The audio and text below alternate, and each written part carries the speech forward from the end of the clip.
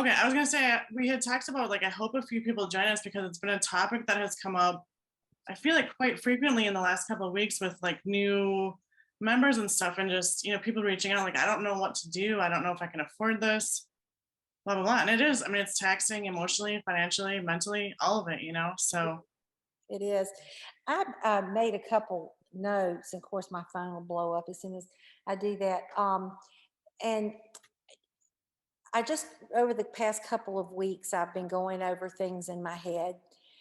And it seems to me that the most, um, probably the best opportunity for fundraising and for uh, getting corporate sponsorship, if possible, donations of food and supplies and things that can be so helpful to struggling families, too, is to try to investigate forming a nonprofit for this organization and for forming whatever you have to. I don't have. I've never done that. I don't. sure, I looked into it a tiny bit, enough to know that it is involved, and it's not just a matter of applying and you're approved. I mean, but I feel like if you've got a mission, and you've got and you're able to put that on paper, then sure. I've seen organizations out there that I wondered how they did get approved. So I feel like that um, it could definitely be done, but of course it takes a big commitment from Um, from a group of people, and I know you have to have a committee, probably a board, and yeah, committees and different things. And then to decide, just to pull all that together would be tremendous. But in order to be able to utilize the fundraising platforms that are out there, you've really almost got to be a nonprofit to with it, again, to be effective with a legitimate, respected, proven fundraising platform.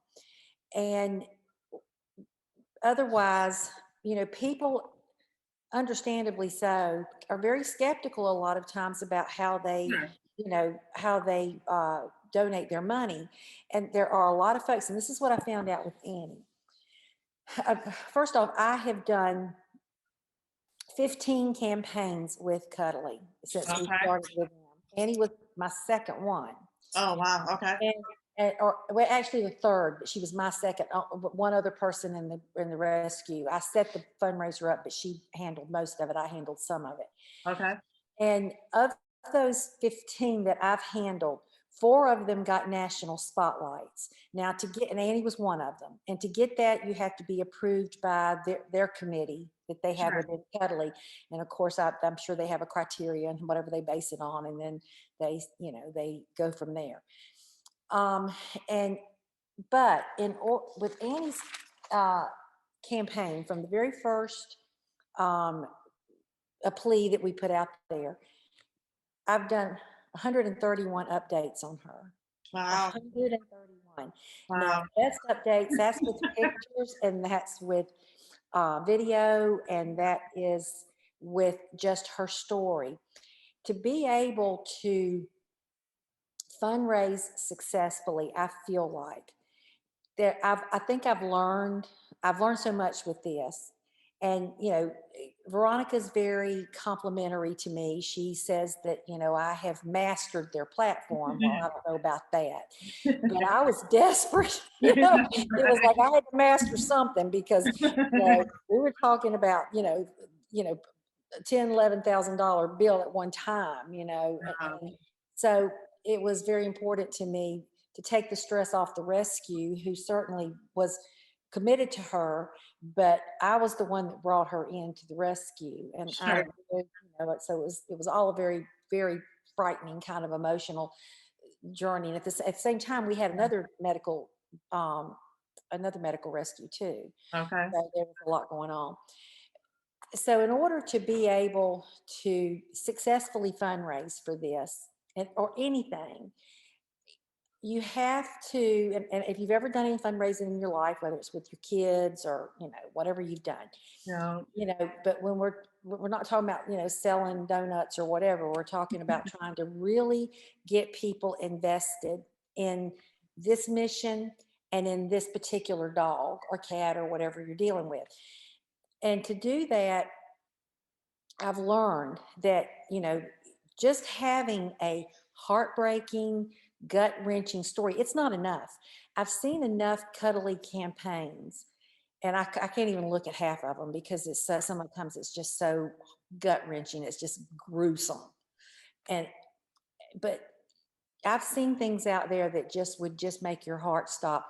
But I didn't see where they had successful campaigns. They didn't have Sure. successful fundraising campaigns. They might raise a little bit, get a few things off the wish list, but they really didn't have a real successful campaign. And I mean, these were things that you would have thought that people would have thrown money at. Sure. It's really not that way. It's you know, first off, you get when someone sees it, but the pictures need to be compelling. The Sure. story needs to be compelling. And when you keep it going, what you hope to do, and what I have been able to do with her and a lot of our other dogs too, not just her, is to, tell their story, but get these folks invested in this dog and be able to see their struggles, but also to be able to see their triumph and to be Yeah. able to feel like they're a part of that, and constantly be reinforcing what's going on, talking about what you've done and what their sponsorship, what their support means. And I will say it is incredible. It's like a job for me. Yeah. It really Yeah. has become like a job for me. Yeah. And I'm always thinking about it. I'm always thinking about it's much easier to fundraise for a dog that you have, that you have Sure. that passion for, that you have that connection to. Then Sure. I'm trying, the one thing I've wanted to do as I've learned is to keep people engaged. Yeah. So in order to do that, on any fundraising platform, you've really got to have someone that's, I feel like, this dedicated and committed Yeah. to that mission, and that is going to understand with cuddly, like with Veronica not here, I'll say this, cuddly, what, and I think I probably said this before, what supports cuddly, the company, their employees, their overhead, is the wish list. Yeah. Yeah. And I love the wish list. And this is going to be true with any fundraising platform. I mean, I mean, I feel like in order to be able to do it, the organization, it would be great to be able to start a nonprofit, apply for grants, Yeah. and hopefully get some, to be able to uh, seek help from uh, Karina and Royal Canin and people like this, where we could get cases of food, Yeah. where we could pick up cases of food, get food donated through the Greater Goods charity and people like that. And we could, because again, not just the cost of treatment or the diagnostic it's costed, and then, treatment and everything too. That's a huge undertaking, to be able to try to start that. And I realize if everybody's living in different cities and states, and we're not all in the same community, to be able to pull that together. But then if you can, and then to be able to uh, get on more than one platform and have a website. That's another expense, and got to have somebody to manage that. But have a website that you can, also direct people to, and be able to do things. I mean, it would just, take time to grow, but I think it would grow a lot quicker than maybe what we would even anticipate. And I will say this about donors too. What I found out with Annie and all of our campaigns is that there are a lot of donors that are very loyal now. They Yeah. donate to all of our campaigns. Yeah. And I would say that what really built Annie's funds up to where we've always were at her goal, or a little over, is repeat donors. We've got a lot of people that donate to her on a regular basis. I've got some that donate to her monthly now. Yeah. And Cuddly has monthly donors. That's what you need. You need those folks that are going to be monthly donors, that are going to, that commit. A lot of times it's not even some of these people are very wealthy. I can just tell from Sure. A lot of them, they're not. These are just people that they say, okay, I'm going to donate $200 a month, which sounds like a wealthy person to me, but $200 a month. And I have some folks that whatever they do each month, I mean, some of my dogs get a cut of it. It might be $5, it might be 10. Sure. Quite a few that I know are monthly donors, and because I've got one gal that Annie gets $15 a month, every single month. And so there's a real learning curve with Cuddly, but I got that part figured out. Yeah, yeah. So, I could be a big asset in that way. I also have good writing skills, and I also, have figured out that, people don't want to read. Occasionally, you have to write something long if Sure. when you've got, like when Annie's had one of her setbacks and some different things. But normally, I just try to keep it light. But it's, again, I've told, I mean, it's like now I feel like with her and with a couple of others, Marilyn, who was one of our a pity abate dog that we had, who nobody ever thought she'd be adopted, but let me tell you, she was, and she has a fabulous home. But now she has cancer, Wow. and it's inoperable. And so I had a campaign for her before. Yeah. Well, her family is struggling, single mom with 3 kids, and just everything being so expensive. I mean, she was panicking. She didn't know what she was going to do because she couldn't afford it. Yeah. Put Marilyn back up, and I mean, within 2 hours, we had her money for her. That's awesome. And now I've got the same thing. I've got people donating for her. So once you enroll people in this in it, and you invest it, and I try to talk to folks like they're like we're part, we are family. They're my Sure. cuddly family, they're my animal welfare family. And sometimes I'll, you know, I try to never complain or say, oh, this is so exhausting. But occasionally, be like with the challenges, still blah, blah, blah. And I think that it, if you find a platform and something that you can make work, then it would just be a matter of, how do you feed your dogs? How do you want to go about that? You could have more than one dog, could have 5 dogs or 10 dogs that you're, featuring that month, and what their struggles are and what their challenges are. And then decide how, you want to fundraise. If all the money's going to go into one pot, I'd even thought it might be, besides trying to get some supplies for folks, to be able to help with the cost of diagnostic appointments. I Yeah. think that's so important. Everything I read, on Facebook, Yeah. to get these dogs diagnosed by either in a teaching hospital or by, a doctor that specializes in that and is going to be able to tell people the truth. This is what we're facing. This is what yours. They told us with Annie, best case 50-50. I mean, it's pretty non-committal. 50-50. Yeah. You can spend all this money and you're still 50-50 with her. And she was a good candidate for the surgery when they determined that. Yeah. And so people need to know this. And so they can make a decision. And if they decide that they can't commit the money, they can't commit the time, because if we had not been able to commit the time to Annie, she would not have gotten better. Right. She had to have that 6 months, well, and it was less than 6, but of downtime, in order to be able, and then they weren't sure she'd ever be able to eat by mouth. It Yeah. was just that she'll just be able to live. Well, Yeah. she said, no, I need to chew. So I'm going to get better. Good dog.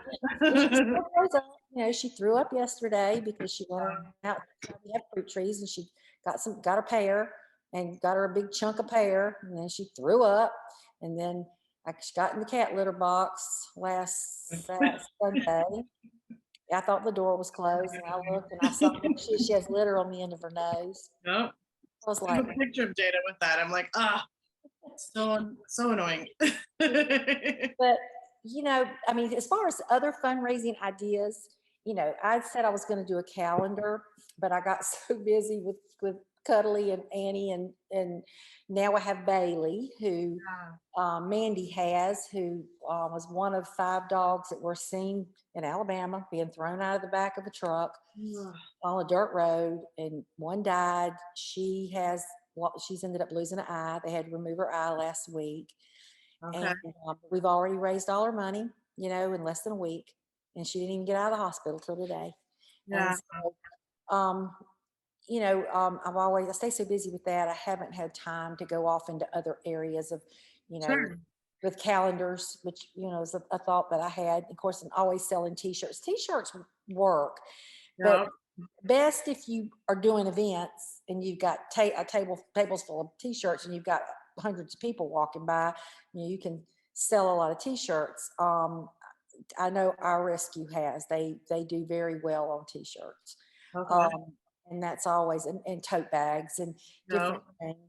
Um, Things that are useful, I feel like are helpful for, you know what I yeah, mean? yeah, and coffee mugs, things like that. People will buy some of that. T-shirts are easier because they're easier to mail.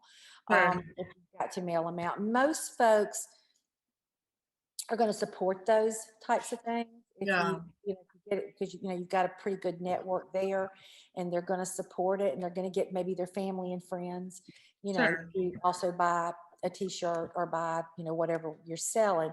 But then there's commitment of that is getting the orders and getting them processed to ship and shipping, Yeah. and again, that's not difficult, but it's just time consuming.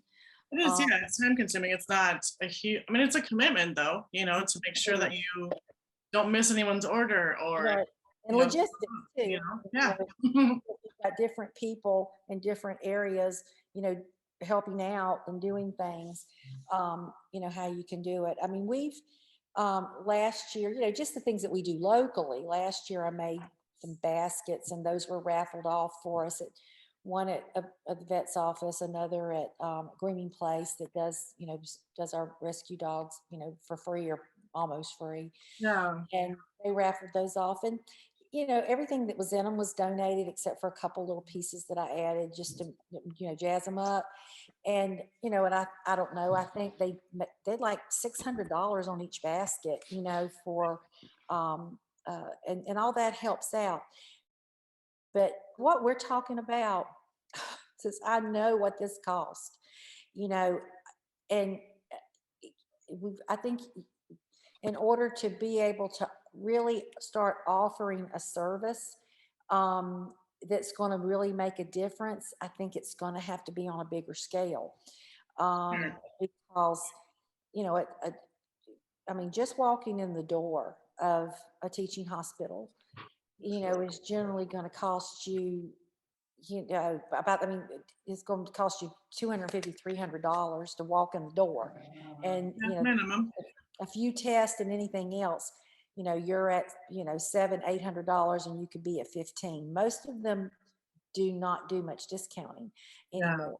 But I have found with Annie and some of our other dogs that have been there that once they recognize the commitment of the rescue, and they recognize the commitment of the people involved, and they do start doing some of the services as good Samaritans, and they do start trying to help you. And that's what happened with us. Yeah. Yeah, I think a lot of times once they really when they really trust the family, and they trust that the family is going to be committed to Right. the health and well-being and recovery of a dog, then I think sometimes then they start to feel like they need to help. That's the one thing that I don't know, I talked about this before, that I took from when I joined the Facebook forum, and wanted to learn. I've been fortunate that I didn't have to to do a whole lot of reading and a whole lot of investigation and poke people's brains for information, because I had the experts guiding me from the beginning. Yeah. From the time we took her to our vet, who again, all the doctors there graduated from UGA but one. They were like, we can't touch this, we can't treat it, there's nothing all we can do is we've diagnosed it, but we can't even tell you the extent of it, we can't even tell you, all we can tell you is we see it mega esophagus. We can't tell you if it's she can is a candidate for surgery. Well, we were fortunate that we had that we had someone to from the shoot tell us that they couldn't treat her. Yeah. And so we've had, the top doctors in the field telling us from the beginning what she could and could not have, what we had to do, what it was going to take. So we haven't had to get out there and feel around and find our way like I see so many people are having to do. But we had on call anytime. I mean, if she had a, she we even if we saw something that wasn't right, we had a specialist on the phone, and or we were taking her in. Yeah. And not too many people have that. Yeah. I'll go back to what I've said before.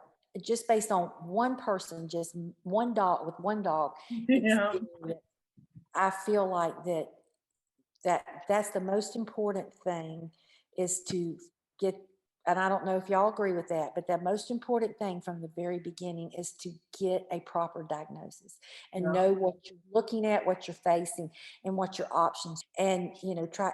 I mean, when I see some of these stories and some of these people, and I see some dogs, I know that look. I've seen that look. You know that Yeah. look in their eyes. You know that look, and when I see that look, it just breaks my heart.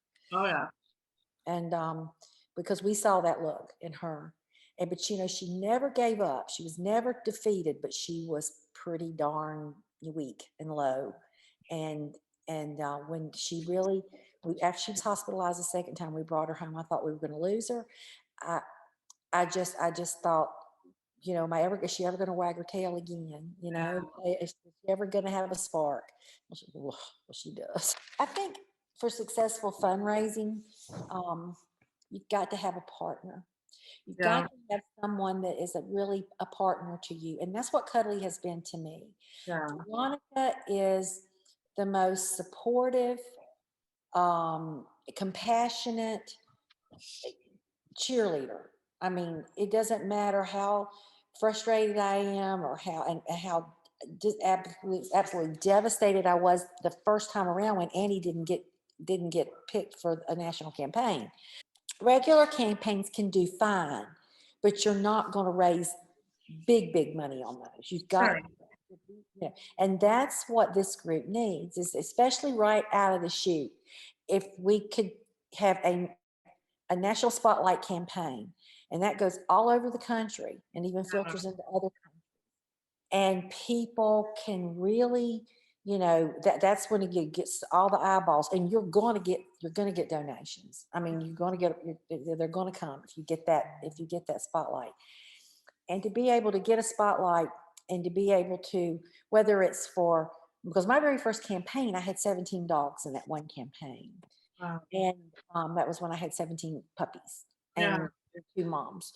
And even if you did it with, 5 dogs or 15 dogs or whatever it is, and really be able to tell that story, and people understand how horrible this disease is. My folks that know Annie, they know that, they understand a little bit about it. And I've had people message me and email me and tell me, oh, I read about this, and have you tried this? Have you tried that? And I'm like, I'm always very nice and say, well, she's really under a specialist care, so we do what they tell us to do. Yeah. And then until we, figured her out, and then we kind of would fudge a little bit here and there. Yeah. But, but to be able to have a, a partner, to someone like with, well, I said Veronica, it doesn't matter what I need. If I tell her what I need, I mean, it's immediate. She's on it immediately, working it and helping me. And of course, they will take what I tell them, and like she's trained, how to really just grab attention and tug at heartstrings and things like that, which is all fine and good, because that's how you, that's how the only way you're ever going to get any help for these dogs. So just putting it out there yourself and trying to raise money is is doable. But Sure. I think most of my cuddly donors, and I have other donors. We have people that through Facebook, my family and friends have always been tremendously generous. a lot of our adopters, have Right. continued to support the rescue, and it just builds over time.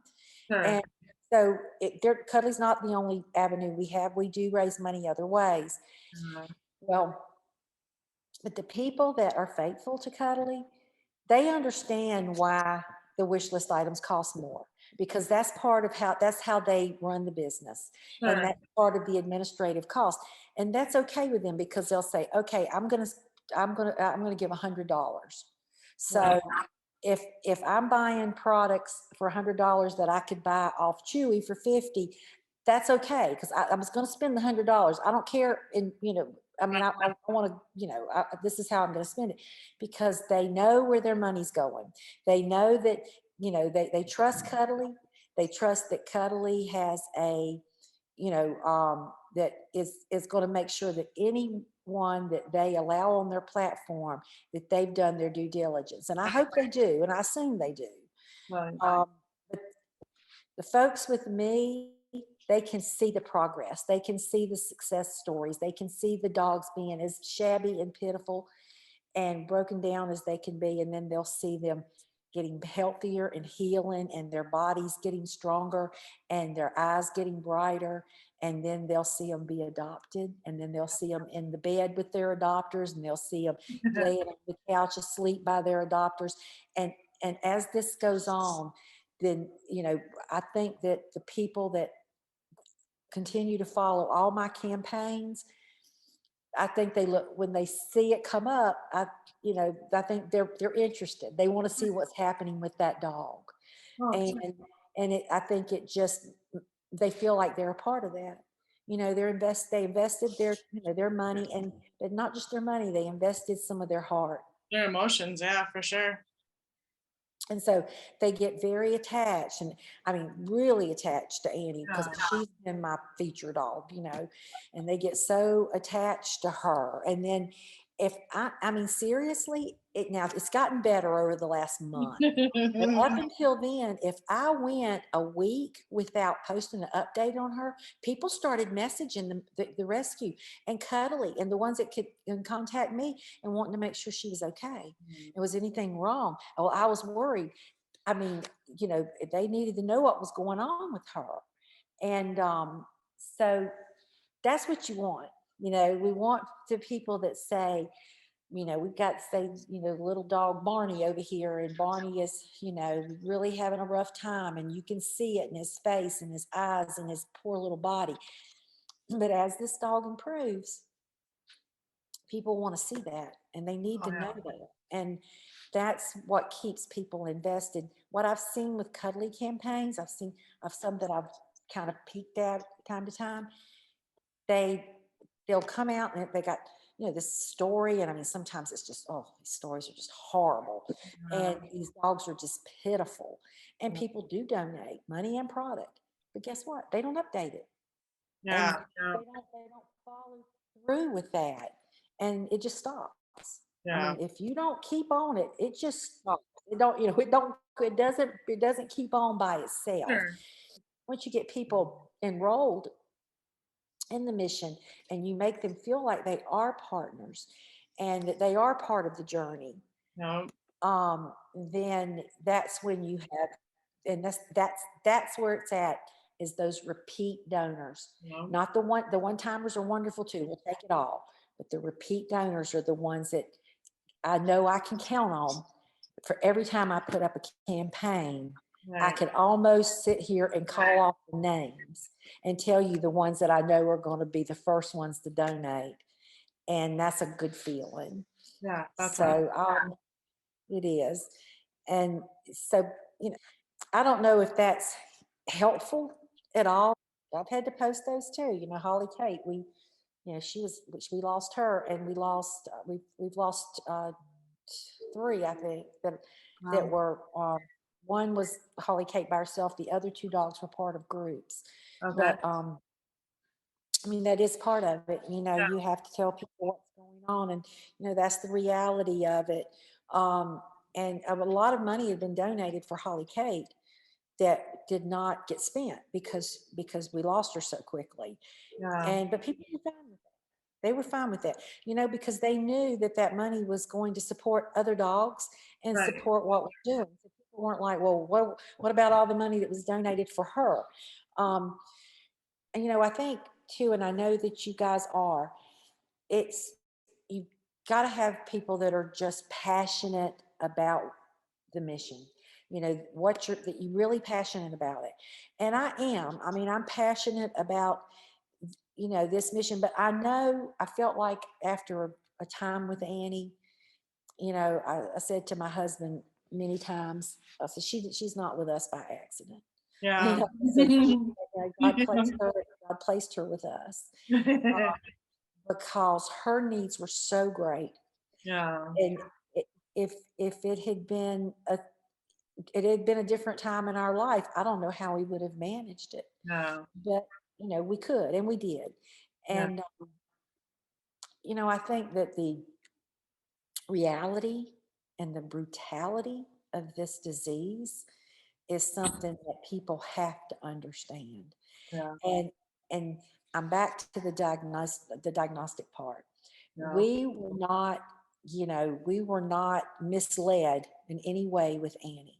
In Yeah. the beginning, they didn't think that she probably had a chance. Then when they did more testing, then they found that she had stricture and that that they thought they could do surgery, but they weren't even sure that they'd even be able to that she'd have a successful procedure. Well, she did. They were happy with how that went. And then after that,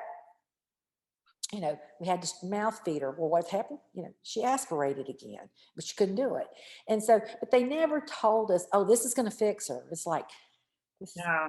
this is where we are right now, and this is where we hope to be. But, so again, nobody ever made us think that we were going to be as fortunate as we've been with her. Right. But I feel like that through all of that it also kept us so focused on how we were going to how to give her the best chance. We had Yeah. to stay so focused. We couldn't let up. We couldn't just say, oh, we don't have time for this. We're just going to have to let her eat, or whatever. We just couldn't do it. And if a family, and I know I said this in the last podcast, if a family, a couple, an individual, whatever, cannot make that commitment to that dog, then they've just got a lot of misery ahead, Yeah. and probably not a lot of success. Yeah. And I think as much as anything, that education is a big part of this, as much as just, you know, uh, funding and testing and but all of that too. But I do see the success story. I don't have a whole lot of time to Yeah. still have too many dogs, uh, to really read a lot of them like I'd like to. But it seems like when I'll sign on and then it'll be the first three where they said they had to let their dog go. No. And it just breaks my heart for them. I know. But it comes in waves, I feel like, in the It group. does. Like it's X amount of losses and then X amount of successes and then losses. Mhm. It's good to have them balance out, but I don't feel like a lot of people post too when they're having a successful time. It's more of the struggles, which I understand. Like I've been there. Like, okay, what am I doing? I'm freaking out. How do I handle this? So I feel like people post more often when they're struggling and trying to find solutions. When people just want a shoulder to lean on, they just they just need some reassurance, or they just need some compassion or whatever, and they get plenty of that in this wonderful group forum. And I know initially when I joined, that was before we really even knew what we were facing with her. We just knew it was, what the diagnosis was. We were waiting to try to get her into UGA. Okay. Of course, we were getting, lots of advice and stuff. But, in the meantime, she got so much worse and she ended up, going through emergency. It's a good thing because she would probably been gone by the next morning. Yeah. And there are grants, they have to be applied for. And it's something that a lot of times it just, takes a little bit of diligence and a little bit of, Good but writer. but there's, but it's out there. There No. is help out there. Also, to be able to get food, supplements, supplies, and things like that. I'll tell you, that was huge for Annie, Oh, huge for for sure. to be able to, when we did not have to buy her food, we still don't. Yeah. Um, and and again, what she was eating, was $2.50 for a little can. And Yeah. of course, we still have it stacked up to the ceiling down there. So um, to to find out just a way to coordinate that. I mean, Yeah. I mean, again, people are all over the place and they have different needs, but if it can be set up through um, Petco or a PetSmart or PetSense or some of those. Yeah. PetSense has turned out to be a very generous um, supplier, and they work primarily with meals. Okay. Um, and so, all these things that can be coordinated so that people in different cities would have the ability to pick up food, Right. particularly also with greater goods charities. If you could get a agreement with them and a relationship for these dogs from them, then they have food banks all over the country, Nice. Okay. and someone could be able to pick up from them. Like they had a big shipment of the Royal Canin puppy Okay. starter, which is what Annie was eating. Now we've Yeah. graduated her up, but we still give her some of that. Well, they had a huge amount of that. And I think Gabby went, the rescue director, she went and got almost everything they had, thinking I was going to need all that for Annie. And I told her, I said, well, we're not using that as much. I said, but we definitely need that for when we get baby puppies, also for people that we help that have, litters of puppies and stray dogs with litters in their yard and, For sure. shed and stuff like that. And then we can supply that food. So I'm always thinking that way about, anything that comes in. If we don't need it, I know which direction For sure. we might be able to organize that so that people in needs in certain cities could go to a branch and pick up some food. Again, that takes a big commitment and a lot Yeah. of coordination and volunteers Yeah. and people that are willing to, to take on that much responsibility of basically running a business. Oh, yeah, for sure. And It's a huge time commitment. I don't think people realize, yeah, how much of a time commitment it is for sure. no, and running a nonprofit's running a business. Oh, It's yeah. not like it's not like it is. And I know that, I know that I've done it, but I've researched it enough. Yeah. Um, and researched it for myself, because at one point I had considered doing that for myself, just because not in I'm not in the same county and area as just about everyone else in the rescue. Oh, okay. So really, I'm kind of separated from everyone, and I kind of do my own thing anyway. I need help desperately with fosters um, and the people in Alabama. Basically, I managed all that fostering there, and I Yeah. try really hard to um, do the best for them that I can. Make sure they have everything they need and some extras to just make things a little bit easier, and to constantly be, you know, making sure that things are okay, and you setting up anything they need, with the vets and stuff. And I mean, it is a lot of work, but my heart always kind of leads me towards the sick and the injured and the hounds and the pitties, you know. Again, the needs are always great. I mean, we've just got one. I just had one in Alabama that, from one of the ones tossed out of a fast Yeah. moving truck. One had to have her eye removed. The other one had badly broken leg and hip, and she had surgery, and she's doing great. Good. So it's like that. I mean, on a monthly basis, I've got Yeah. dogs that needing surgery and needing beyond just flea and tick pill to clear up their skin. We got a lot bigger problems. What I've been able to do with the fundraising tells me that I can do it on a bigger scale. That's all. But we also have a lot of dogs, and we have a lot of stuff, and You Yeah. know, that takes so much of our time. And Annie still, she has to be managed. You know, Yeah. this is something about Emmy dogs that I would tell. I mean, what I wish we could do is just fill a auditorium with these folks or stadium, you know, and really explain so much of what you need to know to be able to manage the care of these dogs, because this is something with her too. And this isn't something the doctors told us. Okay, let's look at the best case scenario.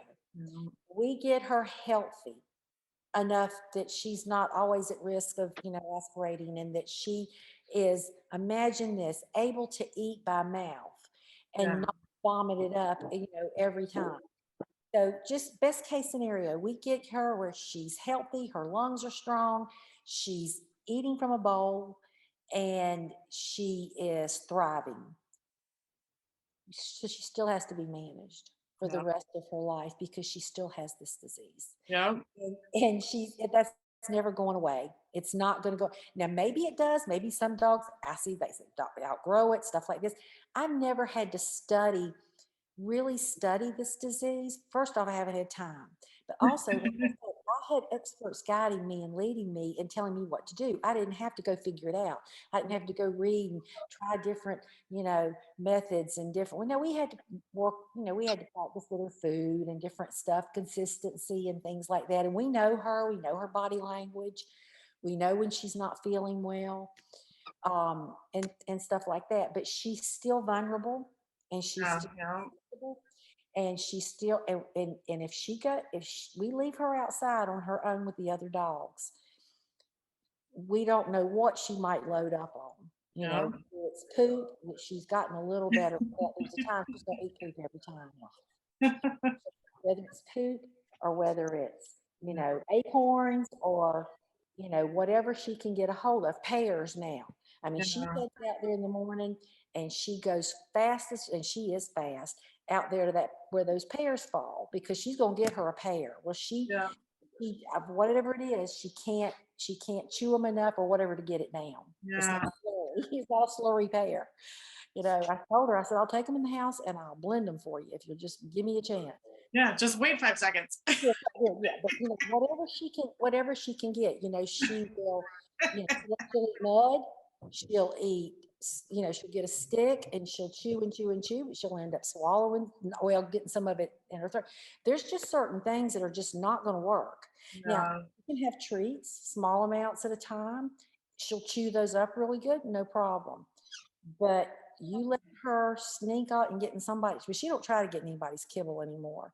But Yeah. you let her get into our storage area and get a bag. Some of our bags are damaged, you know, and Sure. she don't chew it. She gulps it all down and swallows it. Of course, it's going to come back up. Yeah. But she has to be managed the rest of her life. Yeah.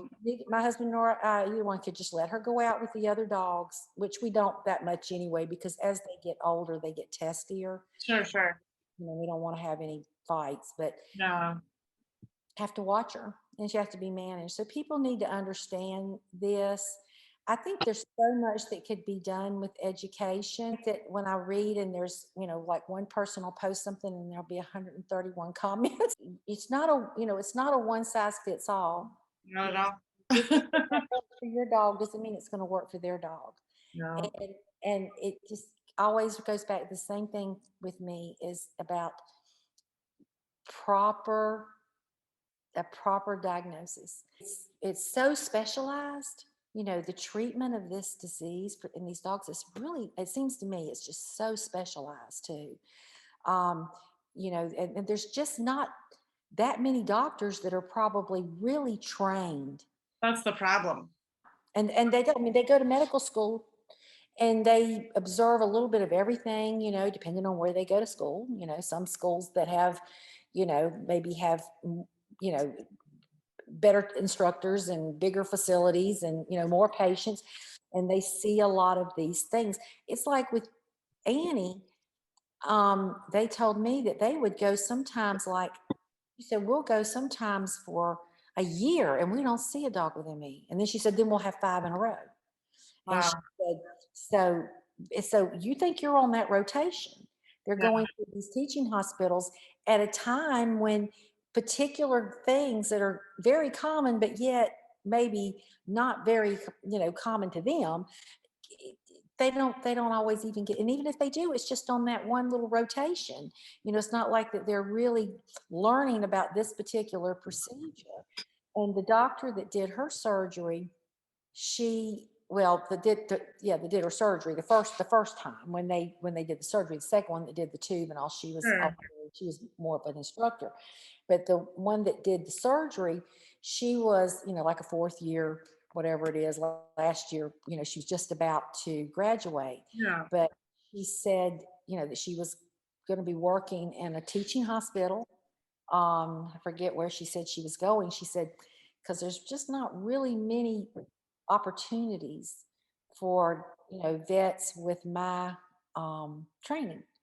She said there's just not that many places out there for us to go, because they're they're good. I mean, I'm sure she could do general medicine any day of the week, but I'm sure she gets paid. Maybe not. I don't know. Sometimes, like professors, they Yeah. don't. Right. But in order to do what they want to do, the surgery they've been trained to do, it's like surgeons, Yeah. doctors, surgeons, they love to do surgery.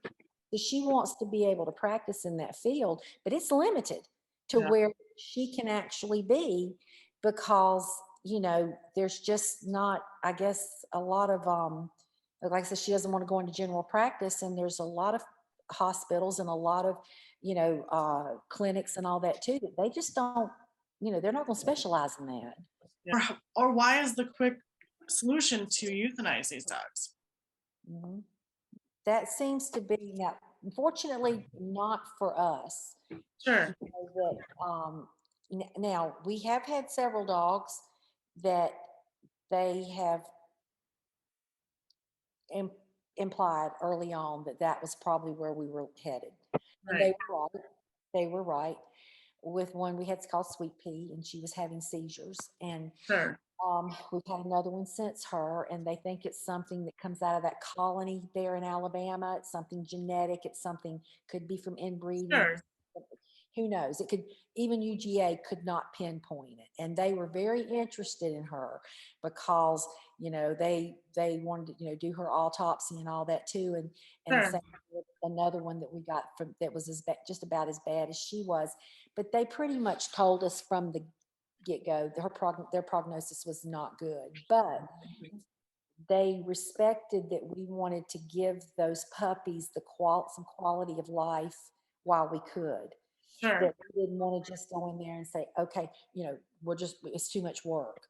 Yeah. Instead, we wanted to love them and let them play and give them ice cream, and let them have have that experience with us and us with them. We knew the first one that I had, when I said to the doctors, how will we know when it's time? They said, you'll know. And Yeah. and we knew after that. We knew when it was time to let go. Yeah. And but we were able to let go, eh, knowing that they knew what felt like to be loved and to Yeah. be cuddled and to be stroked and to have a full belly and a warm bed, where they didn't know that before they came to us. They didn't die blind, and starving, and God only knows what could have happened to them, in those environments. So if you can't get them the treatment, you can't manage it with what you're doing. You can't, either you have access, feel like you have access to the treatment, or the money to pay for it, or the time to commit to it. I mean, I have had one request, someone that contacted me from South Georgia and asked me if I would take a puppy that had been diagnosed. And I just told them I could not. And it broke my heart. It really did. But Yeah. I just said, I can't do that again. Not right now. I just can't. Other one. But I told them I'd help, with whatever I could do to kind of guide them in the right direction. Fortunately, they got somebody up north that Nice. took them, took the puppy that Yeah. has. But this is what I learned with Annie, though. I really fully intended to adopt her out. I did. Yeah. And we had several very, um, attractive applicants, as far as everything that Sure. we could offer her for her. And it's not that I think, oh, nobody can take as good a care of her as I do, and we are very bonded and attached to her. But if someone really has not been through this experience with her, they really don't understand. You can't understand what it takes to manage this dog. She looks like she's a picture of health. She's big now, big girl. She's strong. She's athletic as they come. You look at her, you think that I mean, she's a specimen. She's absolutely stunning. And Yeah. she runs and everything she does. But I just don't know that someone could really understand. Let me explain to you what you have to do to manage this dog on a daily basis.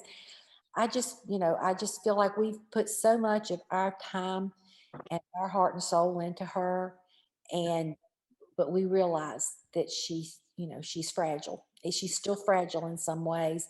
Yeah. I think that's the thing with me. It's not that I can't let go, because I can.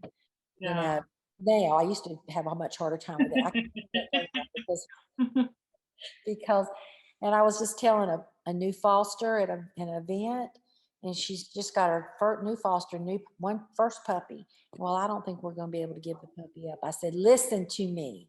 Do not start foster failing on Yeah. your first Right. dog, you know, because it changes everything when you end up with so many of you can't, then I mean, it's such a balance, of keeping everybody safe and all this too. So there's a lot to be considered with it. Oh, But it's not an easy decision or an easy thing to manage for sure. yeah, it's hard to Unfortunately.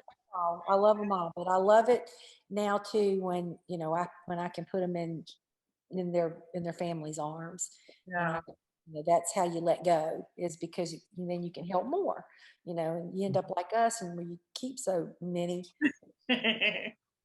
changes the whole dynamic. Fundraising outside of that, see, with Cuddly, you have to be a 501c3. That's right. Yeah. You have, in order to be able to build campaigns. That's the that's the way that you get that's the way that you get the access. Sure. That's the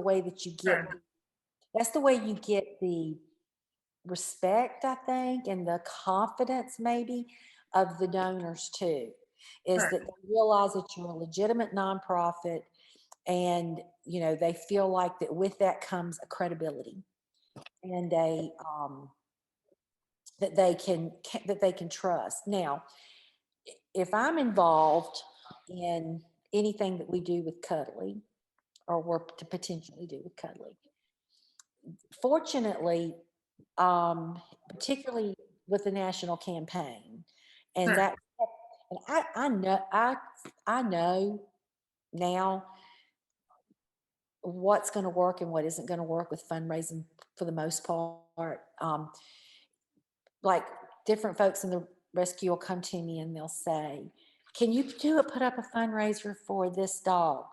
No, because it's not going to work. I mean, it's not even always about how healthy that dog looks. Sometimes I don't mean they are. Sometimes they're not healthy on the inside. Some, but I can say, like, Gabby will come to me and she'll say, "Can you put up a fundraiser? We've got, this stray man, we've got these puppies." Well, the mama looks good and the puppies look really healthy and bouncy and good. And the need is so great out there across the board that, and we just had one that came in a while back, and she had a horrible skin condition. And in the meantime, I've got another dog puppy that's probably medical needs are much greater than hers. The other dog needs a lot more medical attention. This one, it was just cosmetic mostly, Sure. what she's been through. That's all right. That makes her unique. But I knew I could raise money for her because, again, a lot of it is visual, Yeah. Yeah. but I can raise money for all of them on some scale, but to get to a little bit bigger money. So that's something too, that I can almost tell you without fail, just by the story and looking at the pictures, Yeah. what is going to appeal to people. But on a national campaign, a lot of these folks are going to recognize this disease because of Annie. My donors, they get they get all the cuddly they get all the cuddly national campaign alerts, Sure. and they see it and they recognize that too. But I can always try to incorporate them into anything that has to do with this disease because I feel like it connects to Annie. Take Dirt Road Doggies donors or whatever, because they're really, even though they certainly know the rescue now. I mean, they were donating to Annie. Yeah. Yeah. A lot of them now do donate to Dirt Road Doggies because they recognize what we do and the commitments that we have and the commitment that I have, to particularly those dogs of Wilcox County. But the Big Dog Rescue Ranch is, they're in South West Palm or something. Okay. Big, huge, huge rescue. Their facilities are something else down there, and they have big, beautiful buses. I mean, I just, these, I'm like, oh, big, beautiful vans, and they just have. I mean, they have a world class operation for Megasophagus. I don't know how familiar they are with that. You can't talk to anybody right now. They're too busy. I know they have too much. We all do, and Yeah. when you're involved in rescue these days, it's so challenging. But Yeah. I've written them and written them and written them, and gotten back canned responses. But I'm hoping that when they open up in Alabama, that they're going to, that they'll understand, what my involvement has been, and that they will trust whatever I, you know, try to send their way, and I can still assist in any way I can and try to fundraise to get dogs bedded and all. But I'm hoping that they'll be able to pick up that slack and be able to provide some sanctuary for some of these dogs and be able to get them into the northern rescues, because they're going to be serving the whole southeast. And I mean, they're impressive. They're very impressive what they do. And they have, I mean, every week they've got big fundraising events. They've got um, uh, a lot of sponsored events, like they're having the Halloween costume contest, That's awesome. things like that. And they were just doing a big thing with Subaru. So they've got a lot of stroke, and Yeah. they have a lot of presence, and they have the ability to raise a lot of money and to raise a lot of awareness, because we've rescued over I've been involved in 175 plus rescues. I have to do my count. And David and I've fostered about 110 of them. That's so crazy. That's awesome. So it's been a big job, and it's Yeah. been the most rewarding, amazing journey for us and for those dogs too. And it has also built our network, the rescue network, tremendously. Their core donor base grew tremendously through all of this. And You, Trisha, you are such a plethora of knowledge. Just, you know what? I think we even need a part three, Michelle. I agree. I think we do. I don't know what part three is, but you know what? You've been there, Trisha. You just have.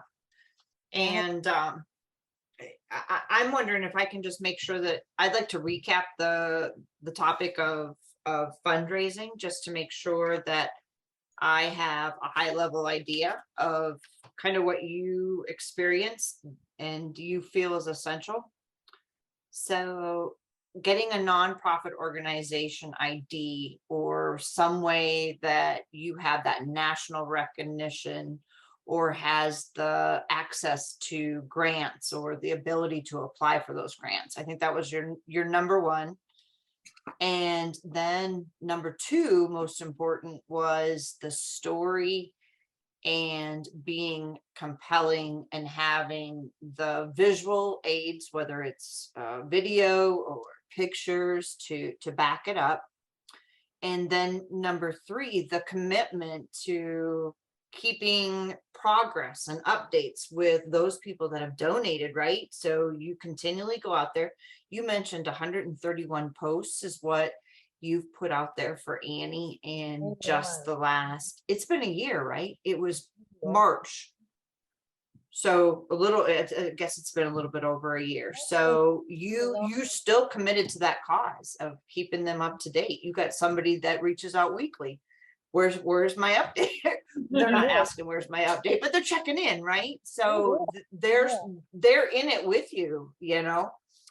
And what else? So the number 4 was thinking of reoccurring donations, or if you were in that upper realm or the national profile, a donation that could be reoccurring would be beneficial, because you still have some of those that are continuing to donate. And then number 5 was the people that are helping you fix Annie, whether your relationships with the teaching university and the doctors and the vets, and you know, and like you have mentioned, that you are so thankful that you got to be guided by that process. And that is, yeah, that is helpful for sure, when there's no one shoe fits all for this particular disease. And unfortunately it's not that way, is it? The one thing too, whether it's Cuddly or some of the other platforms out there, that I have really, I mean, I've had folks recommend other things to me. I don't, and I haven't really had any reason to quit doing what I'm doing, because, you know, if it ain't broke, don't try to fix it. If it works. I've got somebody that's dedicated and committed to us and to me, and she trusts me, and she knows that I'm going to keep all of my campaigns current, and that's requires a weekly update. That I'm also always going to try to support Cuddly through also what I do by mentioning how much they love. I mean, I try with so much of it to talk about the good nutrition, the benefits of good nutrition, which we get from them, and supplements and treats and toys that stimulate them, and treats that motivate them. And that, you know, there's just no substitute for those things, you know, when you've got particularly so many of them come to us in such bad shape. And so to be able to incorporate all of that in there, and to call out products we get, and to show them pictures of them with the toys, and pictures of them with the beds and the different things. The donors love that. I mean, they love to see these things, you know, see the puppies in the bed, seeing Annie in her pajamas. Oh my gosh, they love that. And the people just kept sending pajamas, you know, sending pajamas. And so, because a dog that has a tube needs pajamas, you know, they need that to be able to, you know, to provide that extra layer of protection, and to be able to have, you know, whether we're, you know, getting Bailey chairs, you know, they could work that out to where they could get on there. And there's a company out there that's Gabby, somebody else recommended to her, and she contacted the people that make them. And when people don't no longer need them, then they give them back to them to donate. And so, are y'all aware of that? That they do that? I don't think I knew that, because Data hasn't used a Bailey chair since she was probably a year old, so that's part of it. I'll find out who they are. I'm sure Gabby's still got it somewhere, or maybe I've got it somewhere way back in my notes. But that's what happened. Somebody in our rescue who was looking for a wheelchair, I think, found out about this company that makes the Bailey chairs, and that they will donate them to rescues. Yeah. So anyway, she contacted them, and she said, yes, we'll get it cleaned up. It's real cute. We'll get it cleaned up. And then I've got one that the size she needs at the time. And you just pay the shipping on it.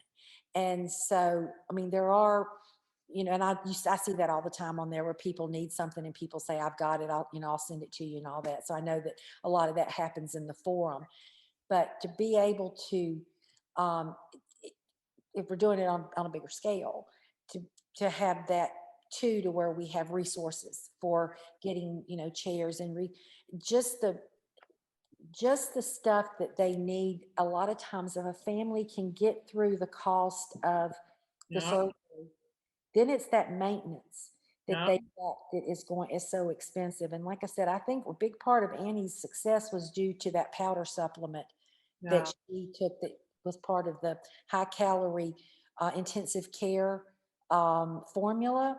But it was $230 a month, and I managed to get a coupon each one time and use it, and still would be over, well over $200 every month for one additive. And so, but I think that that's something that could be done too.